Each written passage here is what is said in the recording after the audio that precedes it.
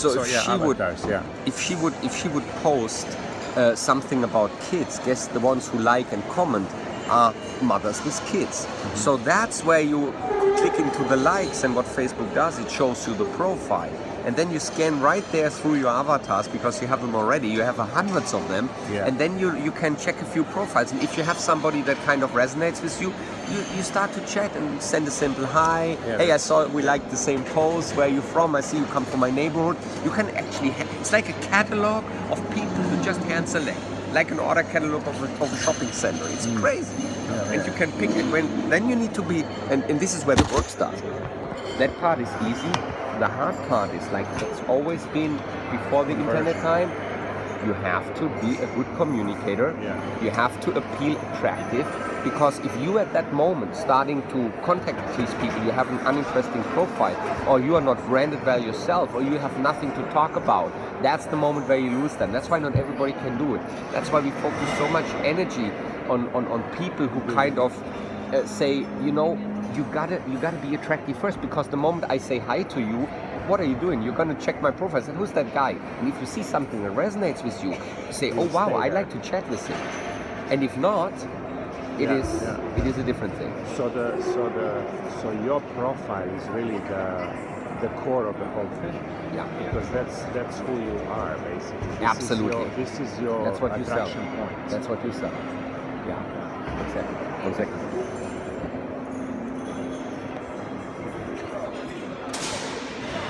So now we are going to move to the next job. Sorry. That's okay. So basically, avatars, and then going into the groups and then starting the engagement there, right? That's one example. Yeah. But it just tells you that you can do so much more rather than capturing or leads or something. You know, I never, even when it was popular, I never believed in these lead generations. I felt it was like a trap. You immediately show you're just interested in masses, you don't really care about the character. Exactly. Now this model shows you that you find somebody you are interested in. So you put the person first, and you pick the person, say, hey, we might have something in common, why don't we start chatting? And that person, if you do it right, and if you show something of yourself which is appealing to people, they immediately do. I mean, I have that sometimes, that people write to me because they see my profile on Facebook with Audrey and the kids, and they say, hey, I'm watching you for a while. People stalk us, right? Yes, and they say, I've been watching you for a while, you have such a great family, I just want to let you know. I'm getting messages like that. Yes. So there is a way on how to attract people, like farming, you know, get them to your field. Yeah, rather than hunting. Yeah. Now the other thing is Facebook ads. Yeah. So do these successful groups, do they Sure. go up? Yeah. Sure, but what you need for Facebook ads, you need a Facebook page. Yes. And that's where the problem starts. From the profile. Yeah. You need to set up a page that makes sense, that attracts people. I tell everybody, just setting up a page and wait for contacts, that's not going to work. Yeah. I mean, the hardest part on a Facebook page is that you actively got to work with that page and add value to it. Because only then you can get a community constantly. This is work. I mean, you're going to work on your page 1 or 2 hours a day, just on one. Yeah. But what you can do is, if you find the right community, actually, and you can like as a page. Now, here's the next one. Let's say you set up a page which is about healthy living. That's not a good one, but let's say example, healthy living, right? You can actually find avatars again, but you don't act as a person, you act as the page. Healthy living like that. Yeah. Now people say, okay, what is healthy living? So I click on the page, and again, once they see something that attracts them, you have them on your page. Yeah. And then you can start, and here's the key, then you can start boosting posts and advertising posts. I do that with my page a lot, and I do it for 2 reasons. Number one, I expand my reach. I have now 8,500 Juice Plus fans on my Dr. Sven Goebel VP page, right? My business page. But whenever I boost a post, I don't only post it to my friends. I don't only boost it to my friends, to my fans. I post it to my friends, fans and their friends. So what happens is not only my Juice Plus people see it, because most likely they have other Juice Plus people who haven't liked my page yet. So I'm boosting my post at the same time, and on the other side, I'm gaining new fans. So it's building the audience, it's building the community, and at the same time feeding the community that's already there. That's the synergy part. But you gotta add good value. Yeah. So some of our guys have really good pages running, up and running, and that is then maybe a new form of capture pages.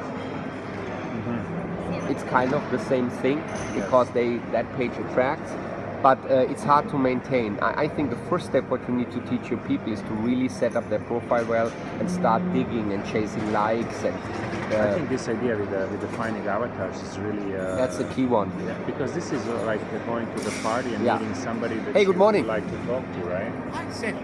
Nice So you to were meet the you friend again. that didn't Yes. bother you. How are you? Doing good, doing good. Hi, Sven. Hi, how you doing? Sorry. Yes, long, nice to meet Good. you. So yeah, I think that's really the duplicatable way. Yeah. Because everybody can do that. Right? And they have to step and no up. matter how weird you are, you'll find the audience, right? Yes, I yeah, mean, exactly quote who you are. You unquote always weird, find accountable. There's 1.5 billion people. You don't run out of any. Yeah. At no point. And once you have that in place, you can even hand select your audience geographically, you know? Yes. And Yeah. I say if somebody has a good page running where people really become a good profile running, the next step then would be to think about some pages and try to build these. So you're suggesting start with the profile. Start with the profile. Chase become likes. good at that work, right? And then you Exactly. can go into these groups and then start Yeah. liking and commenting Yeah. them.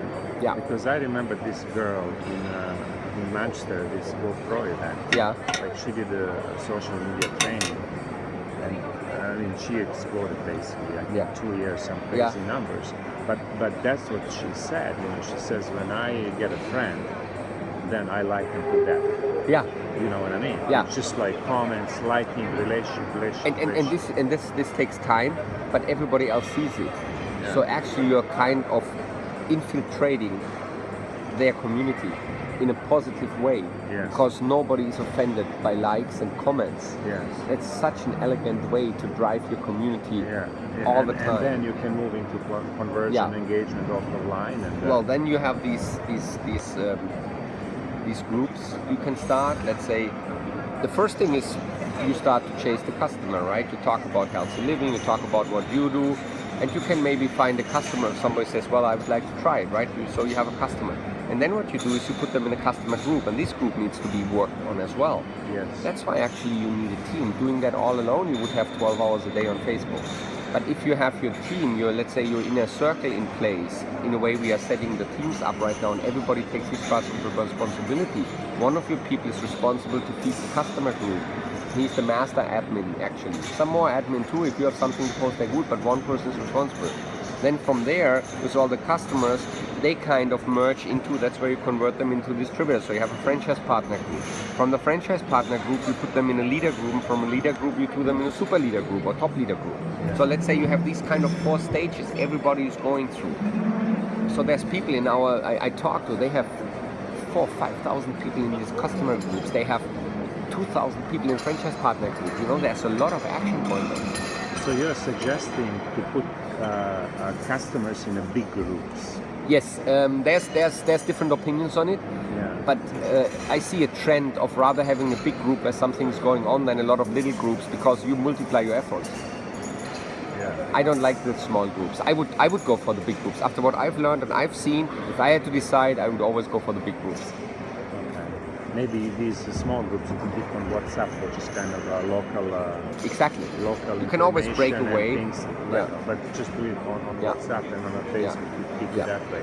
Exactly. So, a few other things I wanted to ask you is. So as far now as duplication, so really all what we have been talking about would be how to set up a new person. You know, you just started in a business as a distributor. Yeah.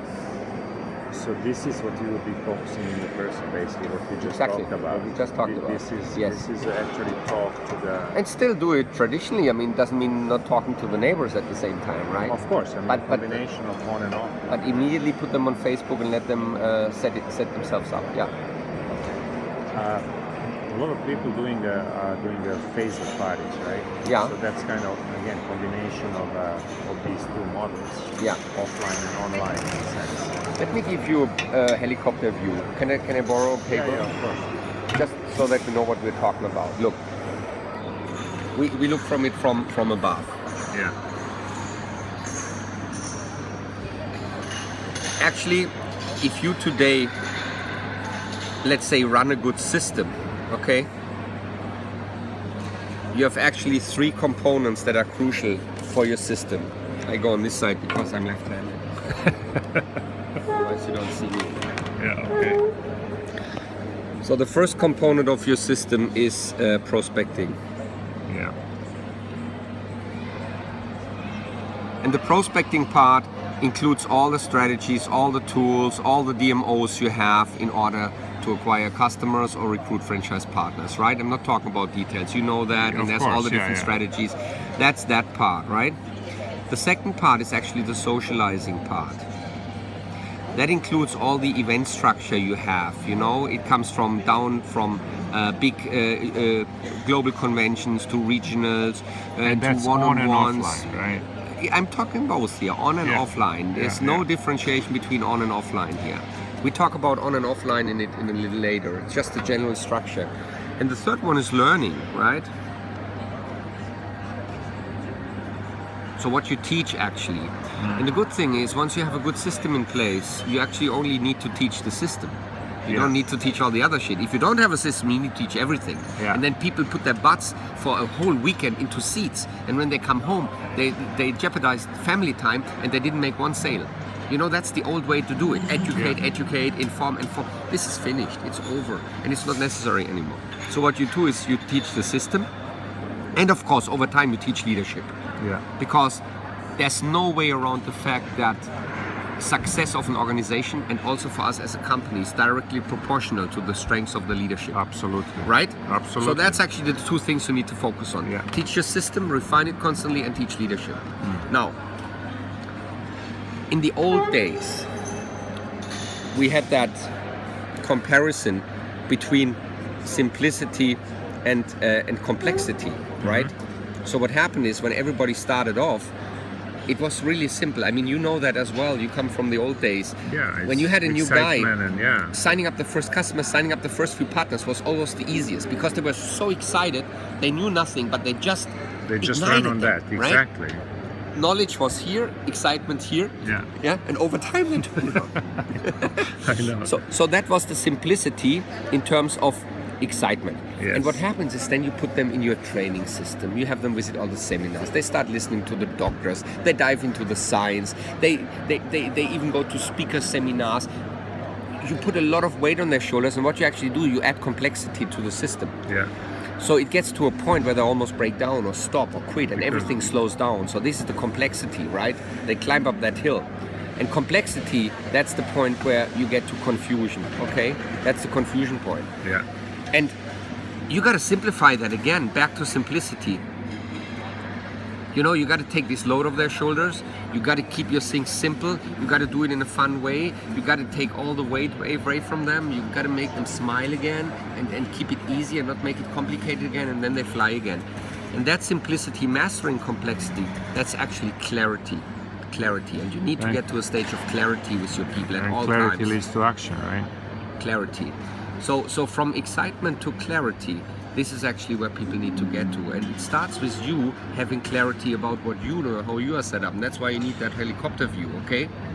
To avoid the complexity stage. Exactly. Now what most people do is, whenever the processes and the strategies don't work very well for their people, adding complexity, what is the answer you would usually do? You would add more training to them, right? So more training, more confusion. And you mean it's good, but it's not good. It's gonna kill these people. So what happened in the old days was, there was always that synergy between the DMOs and the training, DMOs and education. Oh, that doesn't work, more training. Oh, it doesn't work again, more training. Oh, you know, we went down the wrong way, we changed our training. Bam, bam, bam. It was all about education. Nobody did the business. Nobody had time to go out there, make the sale, involve new people, have fun, do the socializing part. So what happened was, very often when I talk to a group of leaders and look at their systems, if they have one at all, I see that they put too much emphasis on training and education and too little on the socializing part, meaning events. Events are totally dead. You know, there's no consistent event structure. Their basis events are not in place. So the number one rule is, you got to drive down training to a minimum. and you gotta accelerate your event structure to the maximum. Exactly. That's the new way to do it. And if you look at these movements where things are happening right now in the world, you see that they have simple stuff, have fun, and their events are exploding. Now, here's the keys about how do you build a strong event structure. Important is that an event structure works bottom up. What it means is the real basic small events, starting from one-on-one, starting from Skype calls, Zoom calls, coffee shop meetings. It doesn't matter whether it's on or offline. Yeah, one-on-one. Few people. That's where you fuel everything, because if that is strongly in place and you have action going on in your team with that, there's no way if you do a regional one day that there will be hundreds of people. Yeah, if you have filled regionals, guess how many people you bring to a convention? Thousands. Yeah, and yeah, that's gonna that's what's happening here. Yeah, that's what's happening here. So what you see is, if you look at Miyuchi and the guys, they have a massive event structure going on the base, and it's virtual mainly, but it doesn't matter. It's still real, right? But they are. The key is that when you have a new guy, you need to actually, if he says, I'm serious. If that's a serious person, I say, you know what? If you're serious, let's make a contribution, become part of our team and add your responsibility to it. So what it means is, I would immediately plug him into this event structure and very soon have him do it too. Become an active part of it. I believe each and every franchise partner is responsible to add value to the basis of the event structure. So in the best case, you have at all nights, 7 days a week, you have something going on. And it can not only be you, it needs to be your people as well. So that's the whole key. So this builds bottom up here, and this is actually the key, the event structure. Now, that is what actually makes your system. Now, this is what your team should do, okay? This is a team effort. This is not about just you. Now, how do you build your team into a movement? Now, here's the key. This is what makes it take off. Once you have that in place and you know that structure, then you build your team into a movement like Unstoppable, or like Move Club, or like Rhino Movement, or Princess Movement. We have a JP tribe, and basically the idea is the tribe one is really victorious is the victorious. Okay. So you do it. Many people, these teams are crazy and they are dangerous. And they are dangerous the moment they become political rather than productive. And there's a lot of political teams. I mean, people think they need to form a team because it's about them. And some leaders build the team around themselves, and they take all the spotlight and they don't leave oxygen for their downlines. And we know as leaders, it's not about us, it's about them, right? It's about all of us. So you have to let people flourish. So exactly. So the key thing is ownership. Ownership is the key word here. Everybody's part of it. You need to assign ownership to each and everybody. This all is not about you. It's about each of you. This is the key, and that's where most leaders lack understanding. That's why it doesn't work, because people break away and form their own teams, right? Now, what you do is, the key rule is, do not build a team around a person. Create a movement around a philosophy. Exactly. So what you need to do is you need to give your team a philosophy. 3 questions. Whenever somebody tells me he has a team, all these guys coming up, I have that team. I said, let's sit down. Let me ask you a little bit about your team. And then I have my map in mind. It's like a blueprint. I call it the blueprint, right? And I scan. I say, okay, talk to me about your DMOs. What's your strategy? What tools you use? He said, okay. He said, okay, great. So next is, what are you teaching? What are you training? He says, okay, now finally let's talk about your event structure. What is going to be in place? If you would have to draw a month's plan like we had in the old days, every day going sign this on and who's responsible, that monthly plan they gave out, this was an event structure. I said, show me yours. Squeak usually. Yeah. But then they have a team. I said, okay, you know what? Answer me 3 questions about your team. First of all, what is your philosophy?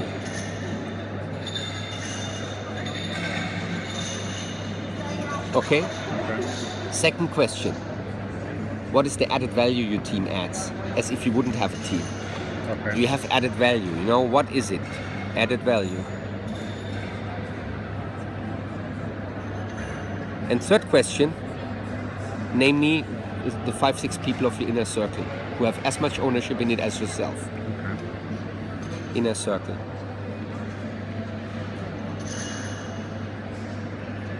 Okay? if somebody who runs a team cannot answer these questions right, I say Then there's no movement. Yeah. there will never be a movement, but course. most likely it's a political team, and very soon his strong people will break away from him and form their own teams. And that's what happens all the time. Yeah. And what they need to understand is that their own name doesn't fit onto this side. Now Yeah, you're a separate brand in a sense. you are a totally separate brand. Yeah. Now the question is now, Svonko, and that's what was really also a breakthrough for me, figured that out. I did it that way in the old days with myself, but I didn't do it consciously. I was just kind of maybe lucky that I kind of had it that way. But today it's clear to me. Where do you fit in with your brand as a person? Because that's as important. You need to brand yourself because you have to be a walking billboard of success as an ambassador for this company and for your organization. And in some way, inspiration, right? Exactly. So how do you fit in? Yeah. Yeah. What are your values? This and is what on is your lifestyle? side. Here is your brand. Yeah. Your brand. This is you. Okay. That's where you start to do your Facebook profile, right? Maybe a website. You kind of follow the 8 commandments, which we have, yeah, on how to drive it. That is where you brand yourself. The important thing is that your personal branding is differentiated, distanced from the branding of your team. I always explain it that way. Let's say you would work in a traditional corporation, and every morning you take your car and you drive to the company. And on the house of the company, that's the logo of the company, and you just add value to it as a part of the whole thing. This company is not about you. It's about you being a part of it. So you drive that organization. But that company is not a company without you being part of it. Exactly. So you're an important part, but you have as much ownership as others, right? Exactly, yeah. So you are just a part of it. It's the team thing. That is here. But at night when you drive home, you drive to your own home. Car, yeah. There's your family, there's your garden, there's your bed, there's everything you own, 100%, you know, and it's your taste and you do it just the way you want. That's about the comparison. And both is important because here you gain the energy, you know, here you gain the strength to deliver value in your company.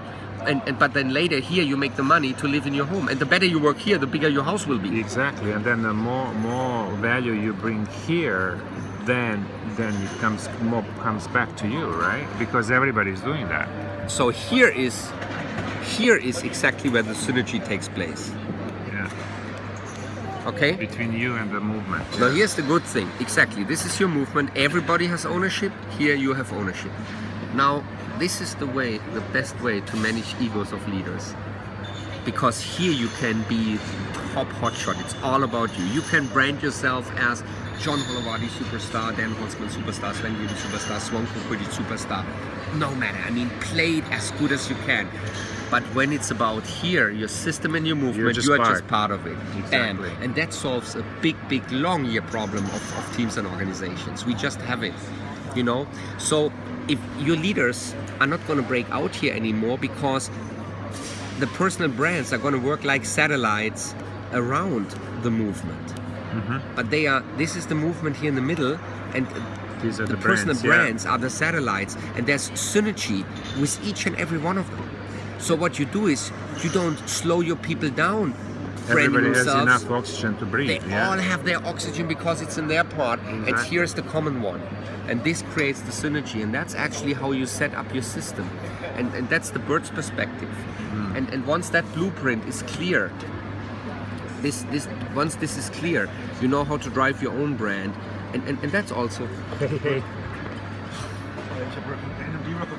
Wann jetzt? Wir sehen's gleich. And on that side here, this is where also your personal growth gets into place. That's the moment where actually you read the books, you become your better self, and that's where you prosper and develop, and people see you more and more here. You have to do this all the time on this all side, the time. And then affects, because if Yes. everybody's doing it, then you know this is affected automatically. Imagine how strong your inner circle gets if everybody starts branding himself here too. Exactly. So you work on two parts here. You work on yourself and you work on your system. And once your leader buy into this thing, which they will do because they like it, you're gonna take off. Yeah. It's the strongest thing you can ever get. This is multi-million dollar information. Oh, I know. That blueprint is. I mean, this can start the revolution, right? Yes. That's what we do. Yeah. Now here, I already see it happen. If I look at Unstoppable, you can see right this, the Unstoppable philosophy movement, right? But then there's Paolo Miucci as Il Capitan. He's the mafia boss, right? Then there's look at Olivia Measures. She was her princess movement. Yeah. I gave her a few things. She's working on event structure now, and now she is not Princess Team anymore, but Princess Movement. Suddenly it takes off. But she's the prom queen, right? She's the prom queen. I mean, that's what she's branded as. Yeah. And then you take Dennis and Claudia Gomkatu. They have the Move Academy, which we created here with all the systems and their academy and their education and their event structure. But here, Dennis and Claudia, network marketing rock stars, branded. Yeah. You know, everywhere where it works and takes off unlimitedly, you see that pattern. Yeah, we are starting in our team to do a lot of these events, like small events, like through Zoom, like 5 Zoom stories, like it's happening like almost every day somewhere, right? Where people just share 5 stories and you can plug them in, and then with the Facebook event, and then these kind of little coffee shop things and home things. So this is really where we are going to put a lot of emphasis, like more and more and more, but on this end here, you know, and that will drive automatically. This will drive automatically everything else. Yeah. You own. And here is all own. Yeah. This is the key. This is the key. So for me, it's like X-ray goggles. When I now today travel through the world and talk to leadership, I know exactly what I need to ask, and I can actually give the blueprint and say, okay, let's talk. Where are you? And then everybody sees some white spots. They have some stuff really working well, but they see. Is that mine? No. They see some white spots and they say, wow, I can go to work. This is where I need to address, right? Yeah. And it eliminates all politics. Yeah. You don't have any more politics.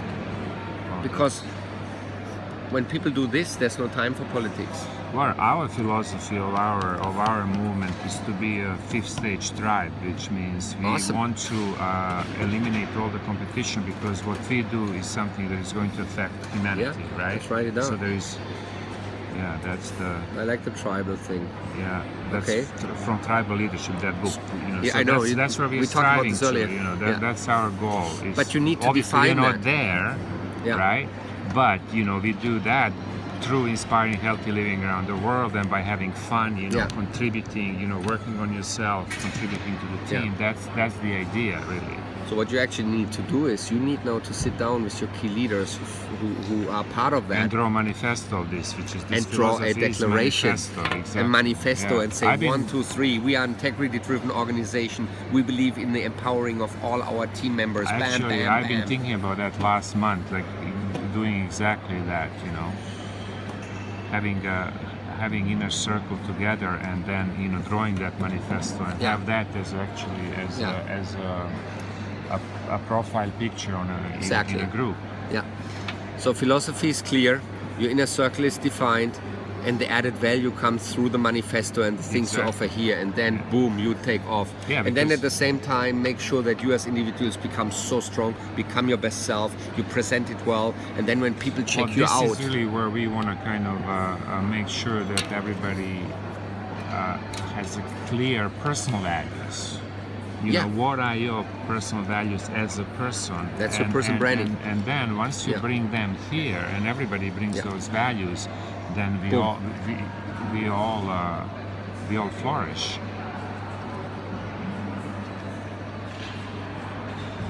Exactly. Yeah. This is it. That's the blueprint of everything. Hey, thanks a lot, Sven. You know what? I'm going to actually share this with my team, with everybody. I'm going to post it in in our team page. Let's do another selfie with this. Okay, so now I'm going to stop recording, and then we're going to do one them selfie.